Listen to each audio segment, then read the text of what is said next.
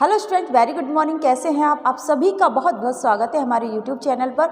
और स्टूडेंट, जैसा कि आप जानते हैं कि हम पढ़ रहे थे कृतिका में पार्ट 3 साना साना हाथ जोड़े, जिसको लिखा मधु कांकरिया जी ने। और हम पढ़ रहे थे मधु कांकरिया के बारे में, उनकी यात्रा के बारे में। आपने जाना था, इससे पहले वाली वीडियो में जान चुके थे कि लेखिका उन हिमालय के जो प्राकृतिक दृश्य थे उन्हें देखने में बहुत मग्न हो रही थी। एकदम से उनकी बिल्कुल ऐसे सम्मोहित हो गई थी। लेकिन हुआ क्या, अचानक उन्होंने कुछ ऐसा देखा जिससे उनकी जो तंद्रा थी वो भंग हो गई। यानी कि जिस तरह से वो मंत्र मुग्ध होकर देख रही थी, वो उनका एकदम से वो वर्तमान में अपनी लौट आई। यानी कि उन्होंने जो देखा वो दिल को दुखाने वाला था। उन्होंने देखा कि कुछ पहाड़ी औरतें पत्थर तोड़ रही है और उनके पीछे कमर पर बड़ी बड़ी टोकरियाँ, जिनको डोको कहते हैं, वो बंधी हुई है और उनमें उनके बच्चे भी बंधे हुए थे। और वो औरतें इतनी नाजुक शरीर की थी कि लेखिका को उन्हें देखकर बड़ी हैरत हुई। और उन्होंने देखा कि वो इतना कठिन परिश्रम करने को मजबूर हैं, ठीक है। और कुछ औरतें पत्थर तोड़ रही है, कुछ भरपूर ताकत से कुदाल को ज़मीन पर मार रही थी। ऐसा कुछ करते हुए उन्होंने उन महिलाओं को, उन औरतों को देखा। इसके बाद उन्हें जो अनुभव हुआ उसी के बारे में आज हम जानेंगे। इतने स्वर्गीय सौंदर्य, नदी, फूलों, वादियों और झरनों के बीच भूख, मौत, दैन्य और जिंदा रहने की यह जंग। अब लेखिका क्या सोचने लगी कि इतना असीम सौंदर्य यहाँ पर बिखरा पड़ा है, फूल हैं, वादियाँ हैं, सुंदर सुंदर झरने हैं, उसके बावजूद है ना भूख भी है। यहाँ पर भूख लोग रहते हैं जो उनको भूख सताती है, और दीनता है, गरीबी भी है, और जिंदा रहने के लिए उनको ये जंग करनी पड़ती है। इसीलिए उन नाजुक सी महिलाओं को, औरतों को ये पत्थर तोड़ने जैसा काम करना पड़ता है, क्योंकि जिंदा रहने के लिए भोजन चाहिए और भोजन आएगा पैसों से। तो पैसे कमाने के लिए उनको ये सब करना पड़ा। तो यही जीवन की सच्चाई है। मातृत्व और श्रम साधना साथ साथ। अब क्या सोचने लगी लेखिका कि जो मातृत्व है, यानी कि अपनी माँ होने का उन्हें कर्तव्य भी निभाना है, और साथ में उनको श्रम भी करना है अपने बच्चों का पेट भरने के लिए, अपना पेट भरने के लिए, अपना जीवन चलाने के लिए उनको मेहनत भी करनी पड़ती है, जिससे पैसा वो कमा सकें। वहीं पर खड़े BRO बोर्ड रोड ऑर्गेनाइजेशन, वहीं पर जो BRO का बोर्ड लगा हुआ था, जो रोड ऑर्गेनाइजेशन होती है, जो रोड बनाती है, सड़कें बनाती है, उसके एक कर्मचारी से मैंने पूछा। वहीं पर एक कर्मचारी खड़ा था। लेखिका ने उनसे पूछ लिया कि यह क्या हो रहा है, ठीक है। उसने पूछा उस कर्मचारी से, वहाँ खड़ा था, कि ये महिलाएं क्यों कर रही हैं, या यहाँ पर ये सब क्या हो रहा है।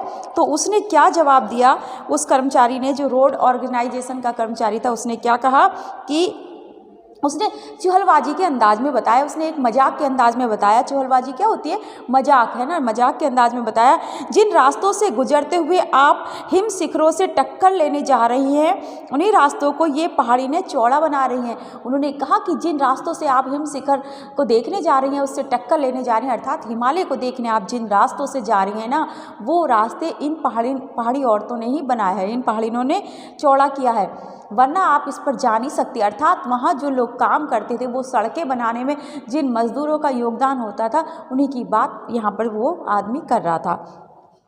बड़ा खतरनाक कार्य होगा यह। ऐसे अचानक लेखिका के मुंह से अकस्मात निकला कि बड़ा खतरनाक काम होगा ये, तो इन पहाड़ियों में रहना, यहाँ पर ये सड़कें चौड़ी करना, तो ये तो बड़ा खतरनाक काम है। वह संजीदा हो गया, कहने लगा, पिछले महीने तो एक की जान चली गई थी, बड़ा दुस्साध्य कार्य है पहाड़ों पर रास्ता बनाना। और उनकी ये बात सुनकर जब लेखिका ने कहा कि बड़ा खतरनाक कार्य है, तो वो संजीदा हो गया, एकदम से सीरियस हो गया, और उसने कहा कि पिछले महीने ऐसा हुआ था कि एक मजदूर की जान चली गई थी, और ये जो काम है सड़कें बनाने का यहाँ पर पहाड़ों में, बहुत ही दुस्साध्य है, बहुत कठिन काम वो है। पहले डायनामाइट से चट्टानों को उड़ा दिया जाता है, फिर बड़े बड़े पत्थरों को तोड़ मोड़कर एक आकार के छोटे छोटे पत्थरों में बदला जाता है, फिर बड़े से जाले में उन्हें लंबी पट्टी की तरह बिठाकर कटे रास्तों पर बाड़े की तरह लगाया जाता है। जरा सी चूक और सीधा पाताल प्रवेश। उसने क्या बताया, उस आदमी ने, रोड ऑर्गेनाइजेशन का जो आदमी था, उसने बताया कि पहले जो बड़े बड़े पहाड़ होते उनको डायनामाइट लगाकर उड़ा देते हैं, क्योंकि इतने बड़े पहाड़ों को काटना संभव नहीं होता, तो उड़ा दिया जाता है। और जब उसमें विस्फोट हो जाता है तो वो छोटे छोटे पत्थरों के रूप में पहाड़ बदल जाता है। फिर उन जो बड़े बड़े जो पत्थर होते हैं उनको छोटे छोटे टुकड़े किए जाते हैं और फिर छोटे टुकड़े करके जालों में बांधा जाता है। जिस तरह से एक तरह से कहते हैं ना ईंट बनाई जाती है, तो वो बड़े बड़े जालों में बांध देते हैं जिससे कि वो मिट्टी खिसके ना लगा दिया जाता है। और अगर उस काम को करते हुए किसी का थोड़ा सा भी पैर फिसला, किसी से थोड़ी सी भी चूक हुई तो सीधे पाताल प्रवेश, मतलब कि उसका जीवन समाप्त हो जाता है, उसकी मृत्यु हो जाती है। तो इतना मुश्किल काम है ये, फिर भी लोग करते हैं। और तभी मुझे ध्यान आया, इन्हीं रास्तों पर एक जगह सिक्किम सरकार का बोर्ड लगा था जिस पर बड़े बड़े अक्षरों में लिखा था, ever wondered who divide dead to build this roads. यानी कि उनने क्या लिखा था कि आप ताज्जुब करेंगे कि इन रास्तों पर को बनाने में लोगों ने मौत को झुठलाया है। यानी कि उन्होंने सिक्किम सरकार ने जो बोर्ड, सिक्किम सरकार के अंडर में वो सारा काम आता था, वो एरिया आता था। तो सिक्किम भारत का ही एक राज्य है। तो आपको पता होगा कि वहाँ पर लेखिका लिखती है कि वहाँ पर मैंने एक बोर्ड लगा हुआ देखा था और उस बोर्ड पे लगा था कि आप हैरान होंगे इस बात को जानकर कि जिन रास्तों को है ना, इन रास्तों पर जिन पर आप चल रहे हैं, इन रास्तों को बनाने में लोगों ने मौत को झुठलाया है। यानी कि उनको पता था कि हम इस जगह पर अगर काम करेंगे तो हमें मौत आएगी ही आएगी, लेकिन फिर भी उन्होंने वो काम किए, वो रास्ते बनाए और जिन पर लोग जाते हैं। तो इसलिए सिक्किम सरकार ने ऐसा बोर्ड लगाया और वो जिंदा भी रहे। एकाएक मेरा मानसिक चैनल बदला। अब एकाएक जो लेखिका उतने सौंदर्य में, प्राकृतिक सौंदर्य में बिल्कुल मग्न थी, सब कुछ भूल चुकी थी वो, तो उनका एकदम से, जैसे हम टीवी चलाते हैं या फ़ोन चलाते हैं तो एकदम से चेंज कर लेते हैं, चैनल बदल लेते हैं। जैसे टीवी में चैनल बदल लेते हैं, अभी हमने स्विच अपना थोड़ा सा ऑन ऑफ किया, कुछ भी किया है ना, प्रेस किया और हमने चैनल बदल लिया। तो इसी तरह से एकदम से उनकी जो सोच का चैनल बदला, यानी कि मानसिक चैनल बदला का मतलब क्या था, अभी वो कुछ और सोच रही थी और एक पल में उनकी सोच कुछ और हो गई, कुछ और उनके दिमाग में विचार चलने लगे। मन पीछे घूम गया, अब मन उनका पीछे चला गया, यहाँ से हटकर, इस सौंदर्य से हटकर वो फिर से पीछे सोचने लगी। इसी प्रकार एक बात पलामू और गुमला के जंगलों में देखा था। पीठ पर बच्चे को कपड़े से बांधकर पत्तों की तलाश में वन वन डोलती आदिवासी युवतियाँ। यानी एक बार मैंने और देखा था, पलामू और गुमला के जंगलों में इसी प्रकार की औरतें देखी थी जो क्या कर रही थी कि अपने पत्तों को इकट्ठा करने के चक्कर में वन वन डोलती हुई आदिवासी युवतियाँ थी। उन्होंने अपने बच्चे को पीठ पर, कमर पर बांधा हुआ था। उन आदिवासी युवतियों के फूले हुए पांव और इन पत्थर तोड़ती पहाड़ियों के हाथों में पड़े ठाटे एक ही कहानी कह रहे थे कि आम जिंदगियों की कहानी हर जगह एक सी है कि सारी मलाई एक तरफ, सारे आंसू, अभाव, यातना और वंचना एक तरफ। तो लेखिका ने जब उन औरतों को, आदिवासी औरतों को देखा था, तो उन्होंने देखा था उनके पैर पहाड़ों पर चढ़ते चढ़ते, परिश्रम करते करते सूज गए थे। और यहाँ पर जो पहाड़ी औरतें उन्होंने देखी थी, जो पत्थर तोड़ ली थी, वो देखी थी, तो उन्होंने देखा कि उनके हाथों में ठाठे पड़ गए।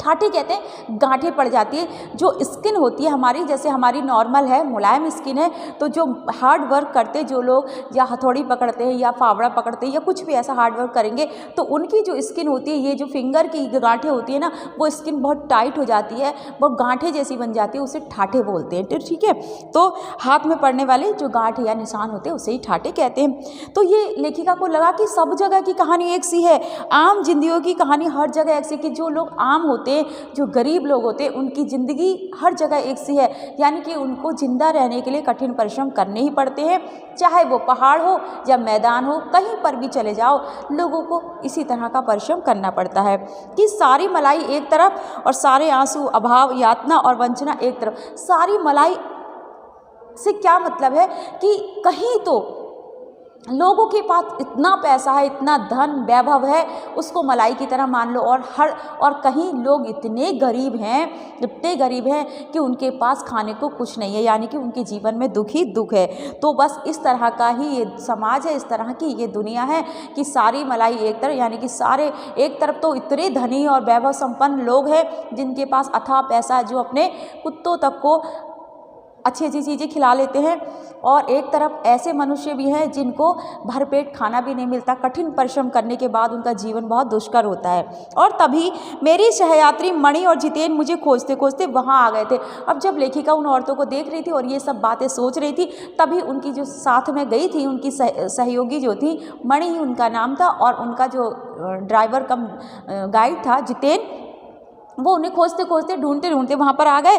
मुझे गमगीन देख जितेन कहने लगा, मैडम ये मेरे देश की आम जनता है, इन्हें तो आप कहीं भी देख लेंगी, आप इन्हें नहीं पहाड़ों की सुंदरता को देखिए जिसके लिए आप इतने पैसे खर्च करके आई हैं।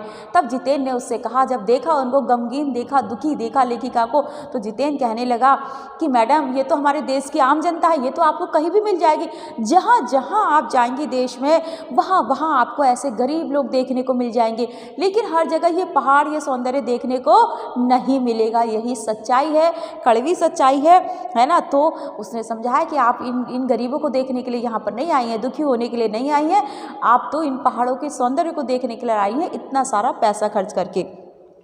ये देश की आम जनता ही नहीं, जीवन के प्रति संतुलन भी है। और क्या है, ये जो गरीब लोग होते हैं जीवन के प्रति संतुलन है कि इसी को जीवन कहा जाता है।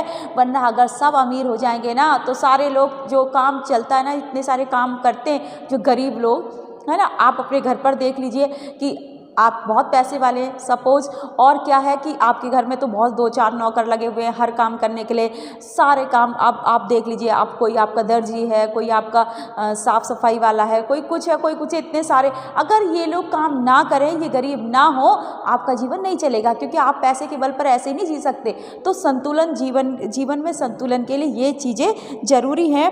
ये वेस्ट एट रिपेयरिंग है, तो यानी कि क्या है कि कम लेना और ज़्यादा देना वाले लोग हैं। तो जो वेस्ट एट रिपेइंग यानी कि आप क्या करेंगे, कम लेंगे और ज़्यादा देंगे। अब ये जो छोटे छोटे लोग होते हैं जो हमारे घरों में, हमारे आसपास, हमारे कार्य क्षेत्र में काम करते, बहुत कम इनको पैसा मिलता है, लेकिन ये समाज को, दुनिया को बहुत ज़्यादा देते हैं, आपका जीवन आसान करते हैं।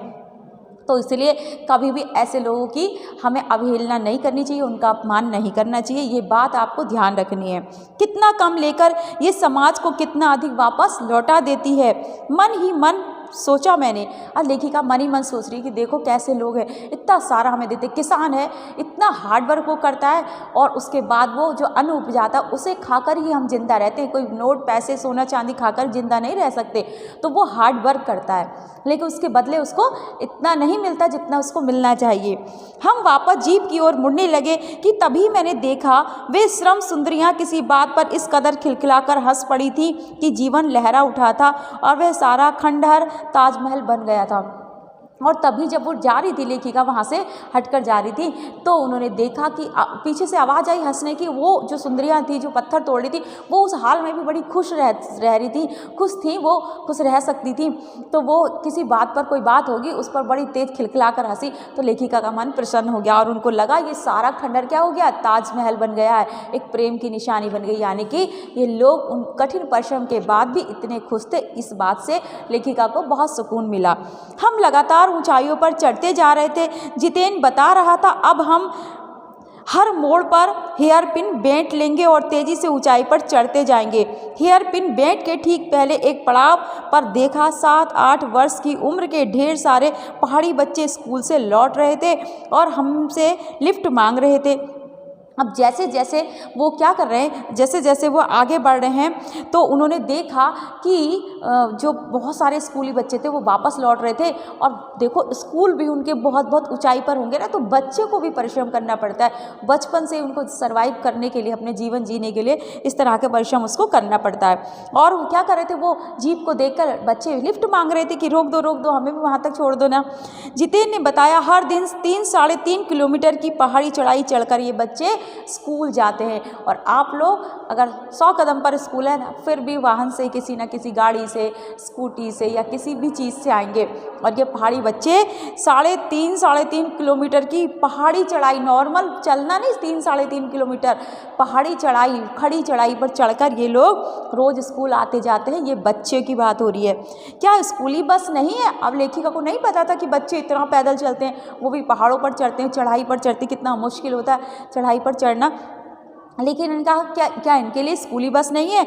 मणि के पूछने पर जितेन हंस पड़ा। लेखिका ने नहीं पूछा, जो सहेली थी उनकी, जो मणि जो सहयोगी थी, उन्होंने पूछा कि क्या इनके लिए स्कूली बस नहीं है? तो मणि के पूछने पर जितेन हंस पड़ा, जो उनका गाइड था वो हंस पड़ा। मैडम यह मैदानी नहीं पहाड़ी इलाका है, मैदान की तरफ यहाँ कोई भी आपको चिकना बर्फीला नहीं मिलेगा। उन्होंने कहा कि यहाँ पर आपको पहाड़ों में आपको कोई भी चिकना और बर्फीला, यानी कि बर्फीला कहते हैं बड़े हुए पेट वाला, जो पेट बढ़ जाते हैं ना लोगों के मैदानी क्षेत्रों में, पहाड़ों पर ऐसा नहीं मिलेगा। क्योंकि उनकी तो उनका जीवन ऐसा कि अगर उनको किसी दुकान पर भी जाना है, किसी शॉप पर जाना है, तो उनको चल के जाना है। और इतनी चढ़ाई में आप स्कूटी नहीं चला सकते, आप कोई भी अपनी बाइक वगैरह नहीं लेकर जा सकते, कार नहीं लेकर जा सकते इवन, तो आपको पहाड़ी पर चढ़ना पड़ेगा और तब आपको दुकानों पर जाना पड़ेगा।